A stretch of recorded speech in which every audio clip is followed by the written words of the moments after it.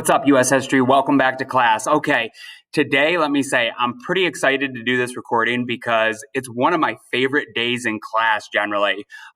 It's where I'm going to cover the one plausible theory I've ever heard for the JFK assassination, like a conspiracy theory. Now, as I explained in my other video, if you had watched it, there's like a million different conspiracy theories out there. A majority of Americans believe it was some sort of a larger conspiracy and Oswald didn't act alone. However, like I said in those other theories, and everything I have, these 10 bullet points here, these are just kind of my talking points so I don't forget any part of it. Starting with the other theories that I've already kind of covered and briefly went over them. For me, I don't buy into any of them because a claim like the the president of the United States was assassinated and it was a grand conspiracy theory where the CIA or the mob or the Russians were involved, that's a pretty big claim. So I think the burden of evidence is on whoever is making the claim to prove that. And I've never seen anything that's ironclad, just like a smoking gun, metaphorically speaking, type evidence that totally makes me buy into one of those theories. So for that reason, I discount most of them. Now, I will admit, for my point two here, there is a lot of weird, fishy stuff, and there definitely was some sort of a cover-up going on. Now, why that is and how you explain the cover-up kind of things away and a lot of the fishy stuff, hey, your guess is as good as mine. I'm just a history teacher now. I've looked deep into this stuff, but I wouldn't say I'm like some expert or I've dedicated my life to studying it. But I have gone down this rabbit hole of JFK conspiracy theories quite a few different times in my life. And I feel like I'm probably a little more knowledgeable than the average American out there. But I wouldn't say I'm like an expert. So I will say most of those grand conspiracy theories, they kind of tie into Oswald didn't act alone, and he had other people, other more powerful organizations out there that used him as a tool, and there was more going on. As we get into Lee Harvey Oswald, I don't think the CIA, the Russians, the mob, any of those organizations would have chose Lee Harvey Oswald to be their assassin because he's a really sad character. He's a social outcast and he's mentally unstable. So let me go into his background a little bit, and I think this will help you understand kind of what I'm talking about. And then I'm going to get into there's one plausible theory that I've ever heard that, man, I won't tell you it happened, but I'll say I can't rule this one out either. And boy, it would make a whole lot of things make sense. And a lot of the cover-up stuff would really add up if this theory happened to be true. Okay, so now starting with Lee Harvey Oswald, he had a very unhappy childhood. If you watch the movie Parkland, you saw like his mom in it. She's covered and there's an actress playing her, and she seems like literally insane. She makes outrageous claims. She says he's a Secret Service agent, an American hero, and blah, blah, blah. That depicts his mom pretty accurately from what I know of the situation. She is a kook. She is mentally unstable, and she was not a fit mother. So sadly, Lee Harvey Oswald had a rotten childhood. His mom often told him he was like a burden on her and kind of unwanted. She neglected him. They lived in New York for a while, and he would disappear for literally like days and just go ride the subways by himself. He was an unhappy guy, an unhappy child, and became an unhappy man, where he was just disaffected and he never really found a group or became really a part of something. His brother, Robert Oswald, who was also in the movie Parkland, an actor played him, and I've heard him in many interviews. He lived to a ripe old age and died about 10 or 15 years ago. He claimed to his dying day that, he felt like if anybody who had reason to believe in a conspiracy theory, it would be him, because he is forever linked to this and the brother of the guy that killed President Kennedy. But he said to his dying day that he didn't know his brother was going to do this, but it didn't necessarily shock him. And he did think his brother acted alone because he was such an unhappy, unstable guy. Now, Robert Oswald had the same childhood, but he ends up being a pretty normal, stable guy. And from what I know, was a good family man and had a good life. Lee Harvey Oswald reacted to the same childhood, but took a very different path. It affected him much more deeply. His brother had said, so Robert Oswald had said about Lee Harvey that Lee Harvey Oswald was a communist at a time when communists were like the arch enemies of America. This is the height of the Cold War. But he said it wasn't even so much about communism or that philosophy or theory, political theory. It was just that the whole world in America, or at least all of America, the country, is against communists. So he was going to do the opposite of what everybody else did. If all America had been communist, he would have been the guy that was a capitalist saying, no, we need democracy. So he was going to go against the group, and more he kind of wanted to and thrived on being that outsider and stirring the pot, okay? Making people kind of like irking people. Now, Lee Harvey Oswald ends up joining the Marine Corps, which that seems like kind of an odd thing for somebody who is a confirmed communist in the 1960s to go join the American Marine Corps at a time when we're expecting to get in wars with the communists. You could imagine that now it's not illegal to be a communist. You have the political freedom, and the First Amendment would protect political speech.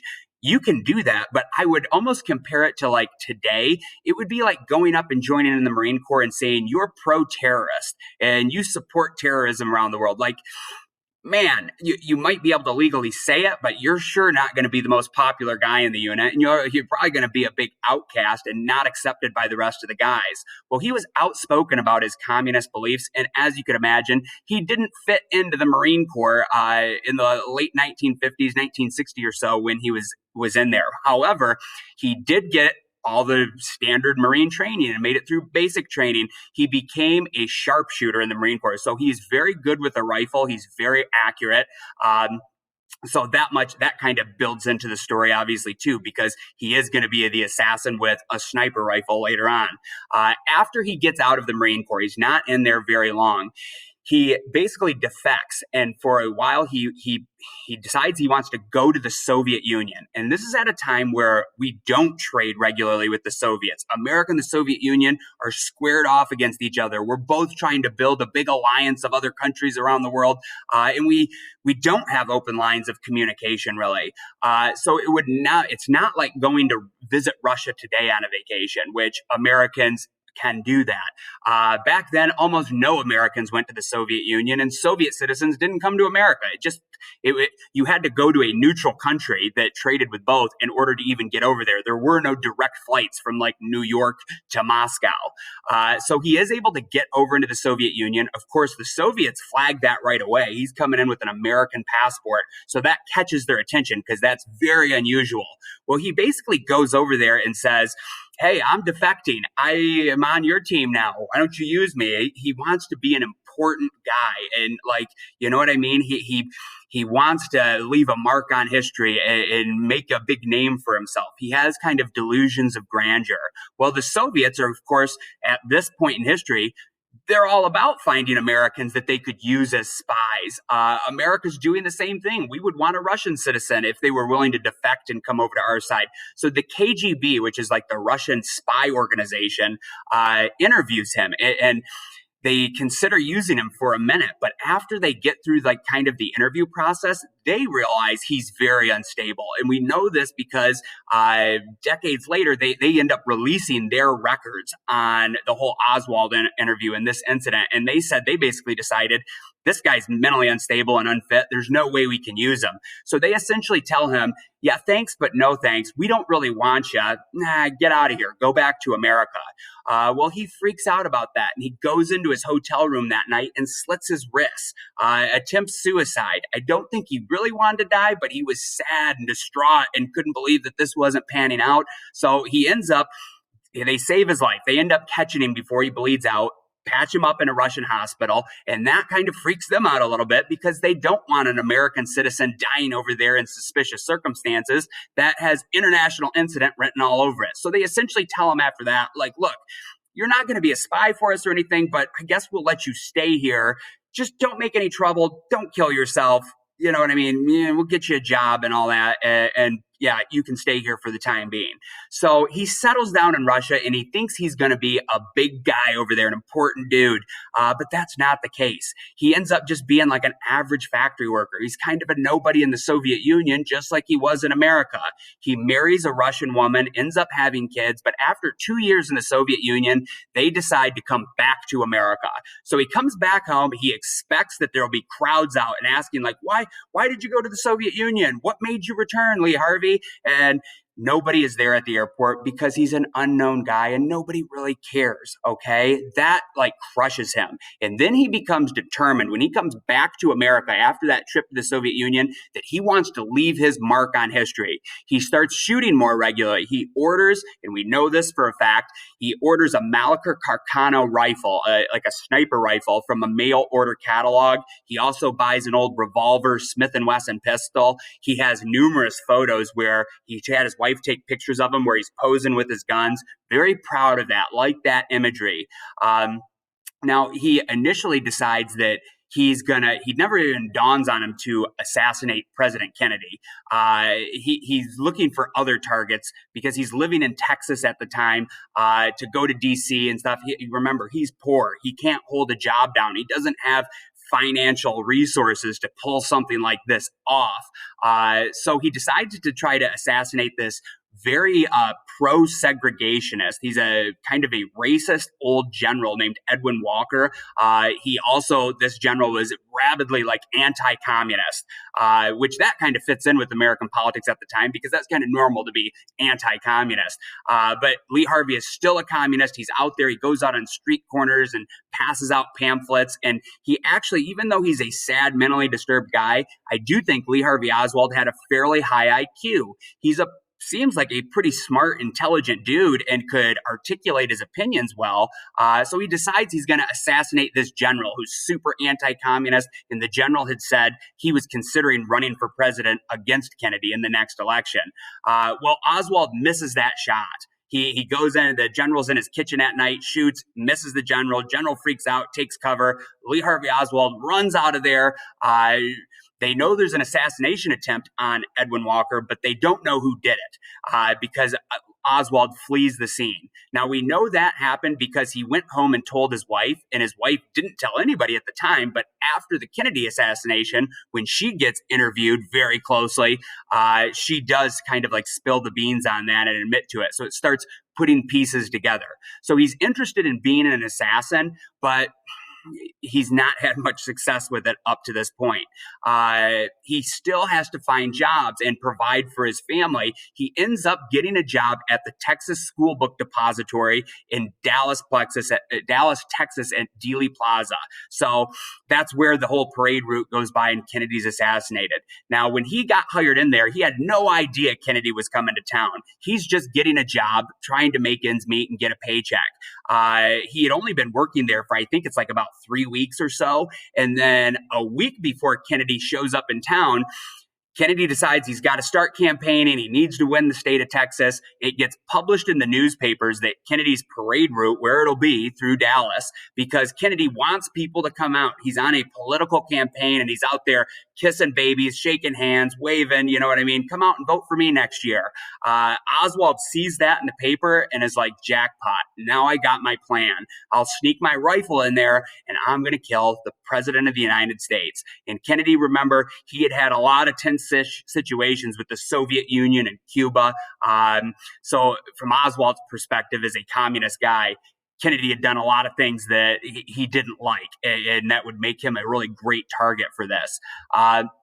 Now, I'm going to get into the whole rundown a little bit more in a second, but basically Oswald, one thing that's also fairly indisputed is 3 shots were fired, okay? So Oswald smuggles his rifle in. Nobody sees it. He has it all wrapped up, goes up to, I think it was the 4th or 5th floor in this school book depository where there's just stacks of textbooks everywhere. When the parade comes by, he shoots a first shot, which misses everything, but you can tell that a first shot was fired, even though the Zapruder film does not have audio. These old cameras, like I remember this is 1963. This camera technology is very new for at-home recording devices, but you can tell that a shot is fired because when you watch the Zapruder film, and if you haven't done that yet, check it out on one of my previous posts where I attached it. You'll see Governor Conley, who's sitting right in front of President Kennedy, turn his head and snap. And it like he hears something that's concerning, and you see him looking for it. Then seconds later, a second shot is fired, and it goes through Kennedy's neck, out his throat, and it hits Governor Conley and goes through his back and comes out kind of below his right nipple. All right.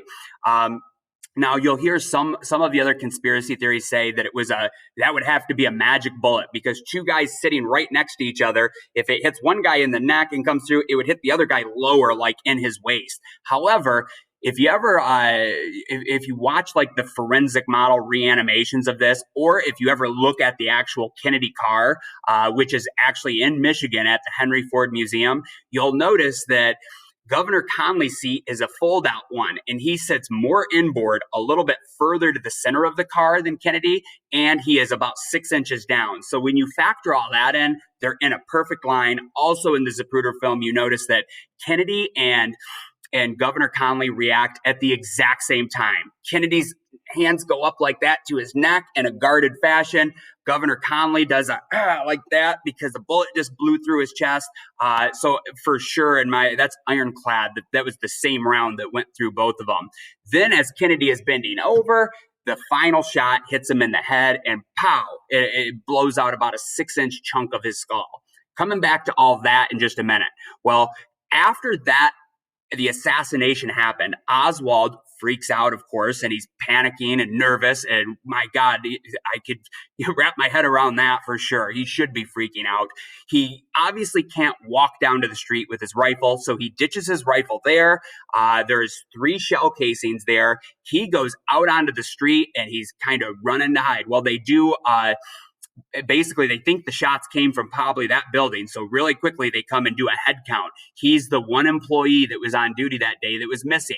So immediately like an all points bulletin goes out that they're looking for a guy of his description. Well, Oswald is a few blocks away and he tries to go into a movie theater.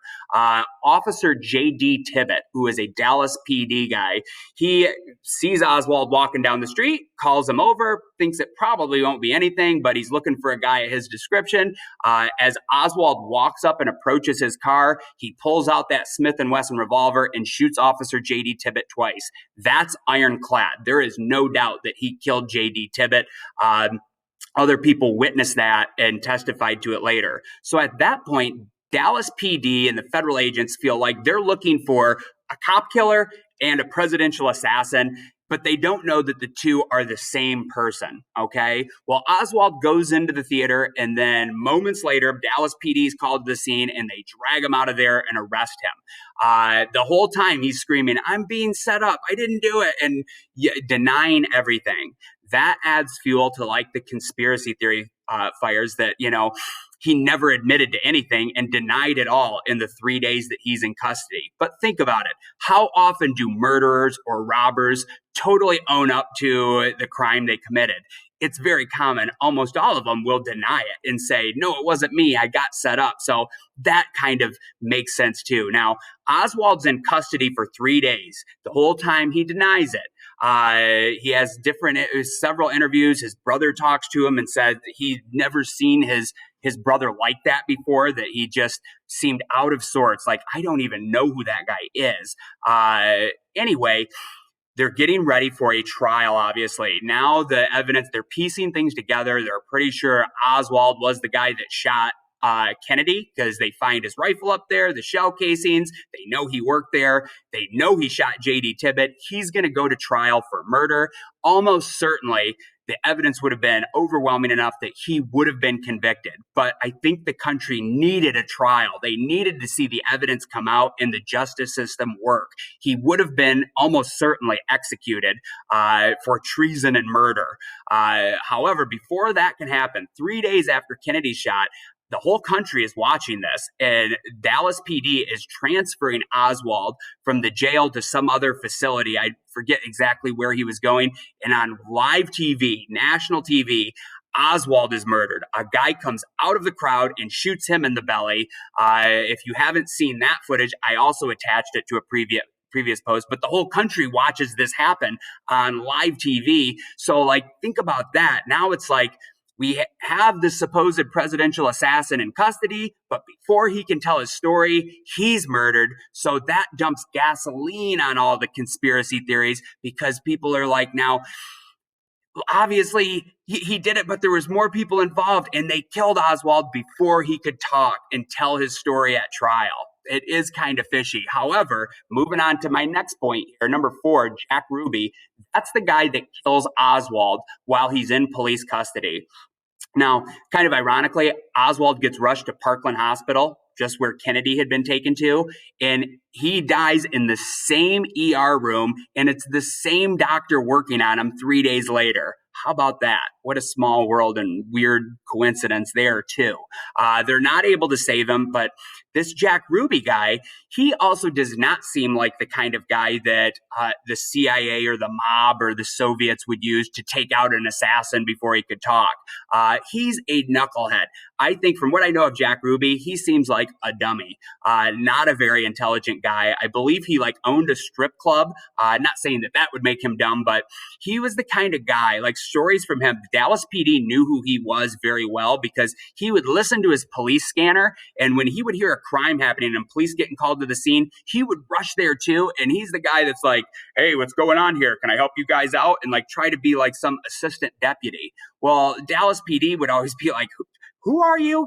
Get out of here. Like, we don't need your help. Like, get out of here, crazy dude. But he's kind of a knucklehead, and he fancies himself some sort of a vigilante. Like, you know what I mean? He's a citizen police officer or something like that. He also was a JFK fan, and the whole country is furious at Lee Harvey Oswald for killing President Kennedy. And I think in Jack Ruby's mind, it's as simple as he feels like this guy killed a president that I loved, and all America is pissed off at him. And if I kill the assassin, I'll be an American hero. And honestly, to some people, he probably kind of was. And a lot of people, I think, felt like Oswald had it coming. But I think it would have been far better if he had gone to trial, and it would have maybe not had all these conspiracy theories blow up in the way it did. What Jack Ruby did led to a lot more conspiracy theories, and it made stuff look way more fishy. Now getting into the one plausible theory that I've ever heard, and I won't tell you that this theory happened. Like I said, it's a theory. It's not a conspiracy fact, but I'll say this is the only one that I've ever heard that, like, boy, I think there's something to it here. And there's a lot of weird circumstantial evidence and fishy things that could be explained if this one was true. So you have the Secret Service. I'd call it the Secret Service mistake theory. Lincoln, when he was assassinated, he had one guard, and the guard was asleep at Ford Theater, and John Wilkes Booth just walks past the guard and shoots Lincoln in the head. Now, 2 more presidents after Lincoln are assassinated. After 3 presidents are assassinated in fairly kind of an incompetent fashion, by the time you get to World War II and FDR is president, it's thought that, hey, we need to have protection around our chief executive, because what if the Nazis send an assassin over here who's very competent and tries to take out our president? Obviously, that seems like a good idea to me. So since the time of like World War II on, there's the Secret Service. Those are those guys in black suits that are in charge of protecting the president or other key American officials. Well, the president's detail, essentially, they get assigned to him and will be with him long term, sometimes for months, years, maybe his whole term in office. Most of those guys work together and they stay on the same unit for quite a while. Now, Kennedy was starting to campaign for re-election. He had been in Fort Worth, Texas the night before, the next city over from Dallas. After he had done some speeches there and some publicity stuff, Kennedy went to bed in his hotel room that night. After he went to bed, those Secret Service guys are kind of off duty at this point. The president's safe and secure. They go out partying. This is ironclad fact, too. This happened. Most of his security detail, They went out to strip clubs and bars and were out drinking until like 3 or 4 in the morning. Now, there was one new guy on the security detail that had only been assigned to the president for a couple weeks. That guy wasn't real close friends with everybody else yet. He's the new guy. So he decided to go to his bed and go to sleep and not go out partying. Well, the next day, when they get to Dallas and the motorcade is starting, a lot of the president's detail is very hungover and not feeling too good. Now, here's something you wouldn't necessarily know, but it's like standard practice for a situation like this. You have Kennedy's car up front where there's 2 Secret Service guys driving and riding shotgun, Governor Conley and his wife, and then JFK and Jackie Kennedy. The car behind them is all Secret Service guys. And in that car, you have guys driving, guys back on the running boards. And in the middle of the car, you have this agent who was the new guy, who was not hungover. He's on like the rifle duty. And on the floorboards of the car, he has an AR-15 rifle, or the military version, an M16. And that rifle is all charged up. It's got a live round in it, safety off. It is ready just in case if there is a gun battle, you pick up that gun, squeeze the trigger, it's ready to go. Well, on the day of the assassination, you hear a first shot, hits nothing. We assume it hit the road. A second shot hits Kennedy and Governor Conley. Those Secret Service guys behind heard the same thing. My God, something's wrong. They hit the president. So this guy rightfully picks up the rifle and he starts looking back over the buildings, looking for a sniper, right? Exactly like he should do. But you can imagine anxiety, adrenaline, nerves are through the roof. Well, here's this theory as it goes that as the guy was picking up the rifle and going to turn, he forgot the safety was off and he accidentally squeezed the trigger while it was still pointing forward, and a round went off, and that was potentially the third round that hit Kennedy in the back of the head, the kill shot. Okay. Now Kennedy might have died from that second shot through the neck. That's pretty severe, but the headshot, that's game over. Even though his heart was beating for a while afterwards, there's really no recovering from an injury like that. Well, if that's true, let's go through some of the other details that I already talked about. Think about it. Up in the sniper's nest window where they found Oswald's gun, there was 3 shell casings. That would lead you to believe 3 shots are fired. Everybody hears that, and Oswald fired 3 shots. However, you could explain that away by a standard kind of gun safety rule that Oswald would have learned in the Marines. If you're using a bolt action rifle, which is what Oswald had, often guys, hunters or marksmen would leave an empty shell casing that had already been shot, had already been fired into the gun and chambered up and locked down as kind of a moisture barrier to prevent rust. So Oswald likely may have done that. And before he could charge his gun up and get ready to shoot the president, he would have had to eject that round, the round he fired a week ago practicing. And then he fires 2 shots and he can see on the second shot, I hit him, I think I got him. Guns down, and he's running away. All right. Now, if the third shot was fired by the Secret Service, what would be some other evidence there? Because that's a pretty big claim, and I would want some fairly solid evidence to really buy into this. Well, Lee Harvey Oswald, 100% factually, and this is 0.6 here, was firing what you'd call a full metal jacket round. A full metal jacket round is a standard like target practice bullet where there's a little hunk of metal at the end of the shell, and that's the projectile that goes out. Now, when a bullet hits somebody, when it hits a deer or a human or a hunk of wood, what happens to that bullet when it's going at a super high velocity? I actually found a bullet out of a deer I had shot last hunting season. It was still in the cavity of the deer, and that bullet was all mashed up and mushroomed and twisted and kind of contorted up, okay? That always happens when a full metal jacket round hits something. I don't know exactly what it'll do, and bullets can do weird things, but it smashes that bullet all up, all right? Well, skipping ahead, I'm kind of going out of order here, but when they were doing the Warren Commission, the investigation to the Kennedy assassination, Secret Service guys said they found the bullet that went through Kennedy and Conley, and the bullet was a perfect bullet. I mean, it literally looked like you took a pair of pliers and pulled it out of a live round, which honestly, that's probably what happened. Now, I don't know what that bullet would exactly look like that went through two bodies and hit into the floorboards, but I can tell you this. It would not look like a perfect bullet that came right out of the factory. It would be all mashed up. So right there, I think I'm justified in saying that's fabricated. There's no way that that bullet that they said was like the second shot went through two human bodies. It wouldn't look like that. It would be all mashed up and beat up. But we know Oswald is firing full metal jacket rounds. In a full metal jacket round, like a projectile like that coming out, it typically makes a very small entry wound, which when you look at the Kennedy autopsy photos that I'll post, you look at the back of Kennedy's neck, it's a very small puncture wound. And then when the bullet comes out the other side of the body, it'll blow a larger kind of ragged hole. That's what you see in the front of Kennedy's neck, about a size of a 50-cent piece or so, a ragged hole that blew right through his neck. The same is true for Governor Conley. Smaller entry wound in the back of it, in his back, and about a 2-inch ragged hole that comes out below his nipple. Now, when Kennedy's hands go up and he's bending over and the third shot hits him while he's kind of laying next to his wife, that bullet looks quite a bit different, or that injury.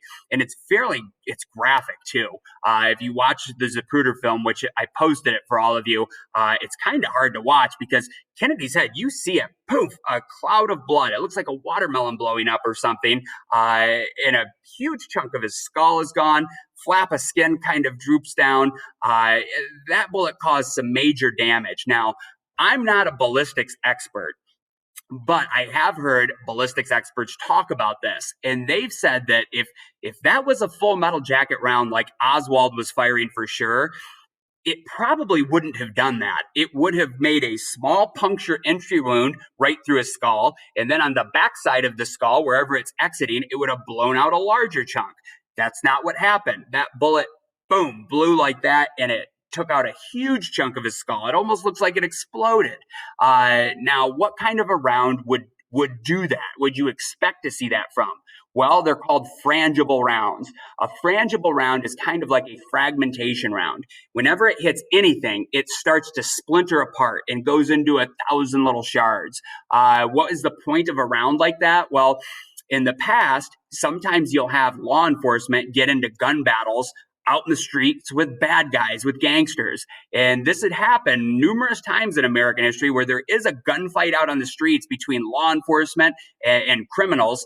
And the cops trying to shoot a bad guy, they shoot the bad guy and the bullet goes right through them and then kills somebody on the other side that they weren't intending to shoot. If you have a frangible round, that round will definitely not kill anybody after it's already hit the intended target, okay? It'll basically kind of dissolve apart, and it causes a lot of damage to the person it hits, but it doesn't pass through and kill somebody else. So frangible rounds are more expensive. Typically, civilians like me, unless you live in a city and you're defending yourself in your own apartment because you don't want to shoot through your drywall and kill a mother nursing her baby in the next room over that you don't even see. Most of the time, regular people don't shoot those kind of rounds. But you know who does shoot those kind of rounds?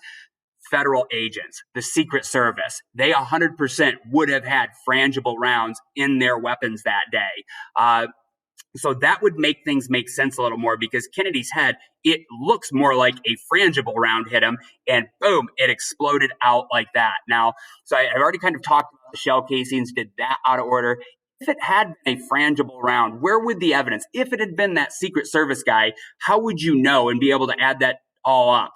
Well, the car behind him, I mean, the rifle that those agents were using would be one round short, but who has access to that gun? It would be the Secret Service guys. So it would be nothing for them to pop another round in and make that whole part of the story just go away. Because obviously, if this had happened, those Secret Service guys would be in big trouble, even though it wasn't their fault and it wasn't that any of them intentionally had done this to JFK. It's a huge mistake. And it really, you can't justify them all being hungover and putting the new guy in there. The new guy made a mistake. They would all go down. So it's like, they have high incentive to make this all kind of disappear, and they could justify it in their own minds that, hey, Oswald already shot Kennedy through the neck. He probably was going to die. This was a huge mistake. We don't all need to get in trouble for it too. You can kind of see like that's not ironclad evidence. That's all speculation, but you can see all the pieces kind of coming together in this theory. Now, if it had been a frangible round, you would have ironclad evidence of it in the body, because when somebody gets hit with a frangible round, it's actually really hard to take care of them, because instead of having one puncture hole right through their body, now they have 1,000 little pieces and fragments that a doctor would have to go in and pull out of them with tweezers. Okay. So it causes a lot of damage to whoever it hits. The evidence for that frangible round, the pieces, the little shards of the bullet, wouldn't be in the bone or in Kennedy's skull, but they would be in the soft tissue, in his brain and skin, but mostly in the brain matter. You would definitely see it there. Well, if you watch the movie Parkland, after the president has died at the hospital, the authorities in Texas, the coroner comes in and says, I can't release that body. This is a murder. He's not the president anymore. It's a corpse. And I have to do an autopsy here according to the laws of Texas. The Secret Service guys say, are you kidding me? Hell no, that's the president. We're taking him back to DC right now. Actually, that part of the movie is the only part that I think got played down a little bit. These guys get into a shoving match in the hospital. They push, they shove, they almost draw guns out. The Secret Service agents, many of them have assault rifles. They would have probably won the gun battle if it came to that, but a gunfight doesn't happen, and the Secret Service guys basically bowl their way through and get the president loaded up and get him to Air Force One. Now, if they had made that mistake, those guys would have already talked to each other at the hospital, and they would not have wanted an autopsy to happen in Texas. They would have wanted to get it back to DC, where they could hopefully make some of the other evidence disappear. So Kennedy is taken back to DC. An autopsy is done. Now, in a normal autopsy, you would have like a doctor or coroner and one person taking notes, and there's probably two people in the room, and they're going through looking for evidence and documenting it all. For the Kennedy autopsy, because it was the president, there was like 30 people in the room, people from every branch of the military, the FBI, the CIA, the Secret Service, a congressional representative, multiple doctors. The doctor that did the autopsy later testified that it was a zoo, and it was damn near impossible for him to get that job done. He had people asking questions, touching stuff, and he's stressed out. And no, stop. Hey, let me do my job. Okay. It was, I guess, a zoo in there. Well, Kennedy was hit in the head. So part of the standard procedure for the autopsy would be he removed the brain, pulled it out, put it into a jar. Okay. Now, while all this is going on and he's conducting the rest of the autopsy, this is ironclad true. It happened as well. Two guys in black suits who they don't know to this day who they were, but looked like Secret Service agents, at least were dressed like that, came up to the doctor and said, President Kennedy's brother, Bobby Kennedy, who was the Attorney General of the United States, a high-ranking official, and the president's brother, they said, Bobby Kennedy and the Kennedy family have requested the president's brain. We need to take that with us. Now, that's really weird. The doctor normally would have questioned that and been like, no, you can't. But with all the stress going on in the room and the chaos of it, I guess the doctor was just like, well, it's right there, and then he kept doing what he was doing and didn't think much of it at the time. Now, afterwards, nobody has ever seen the brain again. Who knows who those guys were, but it disappeared. They later asked Bobby Kennedy, is this true? Did you request President Kennedy's brain? And he's like, no, why would I ask for my brother's brain? Of course I didn't do that. But that, I think, is a strong piece of evidence that makes me think those guys had a vested interest in making that piece of evidence disappear. And I can't see why they would do that unless there was evidence in there that would be incriminating to them and make them look bad, which a frangible round would have put the evidence right in the brain. So that makes that all kind of add up. The last piece that I have for you on this conspiracy theory is, I don't know if you've ever gone shooting or been around people that shoot, but gunpowder has a very, very distinct smell. There's nothing else quite like it. If you had a burnt clutch and some brake pads and oil and some cleaning solution and gunpowder all in a lineup and it was a blind smell test, I could pick the gunpowder out, no problem, because I shoot regularly and there's nothing else quite like the smell of gunpowder. Well, Texas is probably the biggest shooting state in America, right? Don't mess with Texas. all those Texas politicians go out shooting and have photo ops. Well, this was a 20-car motorcade, all right? And apparently other cars, and these people did testify and said this like on record, although it does kind of get buried and not included. I think it was the mayor of Dallas was a couple cars back. His wife, a few other people in the motorcade said, I 100% smelled gunpowder as our car was rolling through. After the shooting happened, I smelled gunpowder. Now, if Oswald was the only shooter and was up 4 stories up, you don't smell gunpowder that far away. You have to be in the immediate vicinity of whoever is shooting. You need to be right by near the gun to actually get that gunpowder whiff. You wouldn't smell it if Oswald was the only shooter, if you were in the motorcade. You'd smell it if you were sitting next to him, but not down at the street. The only way you would smell gunpowder if you were in that motorcade of cars would be if a car in front of you had fired around and your car sped right through it, then you'd catch a whiff of it. So that guy's saying that. Now, can human memory get weird in a stressful situation? Can people think they remember things that actually didn't happen? Or you see a shooting and a murder happen and it's like, yeah, I smelled gunpowder too. Yes, the human brain can do weird stuff. Human memory can be very sketchy. However, I'll say it has a very distinct smell, and he was a pretty credible source. There were several people that seemed pretty credible to me that said 100% they smelled gunpowder, and that would have only been the case if somebody in the motorcade had fired around. Now, keeping secrets, the last thing I have. In general, a reason I don't like a lot of the other conspiracy theories, if there was a grand plot and it was the Russians or the mob or the CIA, the American government that did it, and there was a group of people that planned out this assassination, in general, human beings aren't good at keeping secrets. They like to gossip. If you have important information that will make you look good or bring you fame and fortune, typically over time, somebody is going to spill the beans and let it out. That's just kind of, in my opinion, a human nature type thing. Now, the one time that I would say there's an exception to that, and people are pretty good at keeping a secret, is if the secret you're keeping is incriminating to you, would ruin your life, well, now you have a pretty vested interest in shutting up and not saying anything. And in this case, the Secret Service guys, it wouldn't have just been the new agent that was on the gun that would have gotten in trouble. The other guys that were the more experienced agents, think they had all been out. They were hungover for sure. They had done something that would have been seen as horribly inappropriate while the president's out on a trip. Those guys all would have gone down. I don't know what would have happened to them if they'd have been convicted or what, but tensions were so high for this. The country would have hated them.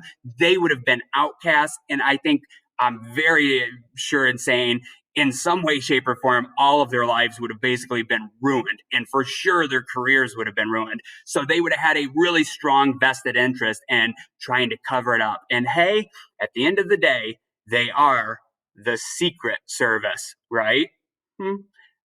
Like to leave you with a little pun. Okay, hopefully you enjoyed this conspiracy theory. I love talking about it. Think it's really interesting. I'll give Mr. Fry credit. He was the one that actually told me about this one for the first time about 5-6 years ago. I laughed it off and was like, Fry, you're a conspiracy theory nut, whatever. But then when I really looked into it, man, this is the one that has me scratching my head and saying, it would sure explain a lot of weird stuff that we know is a fact. It would explain some weird things if this one were true. So again, I'm not saying it happened. I don't want to tarnish the reputations of the Secret Service or those guys that were involved because I don't know. I don't have ironclad evidence that it happened. But I will say it's an interesting one and it's kind of fishy. And I thought it was worth sharing. So hopefully you enjoyed this lesson. This is going to kind of wrap everything up for the Kennedy assassination. And with that, I'll sign off and see you again next week.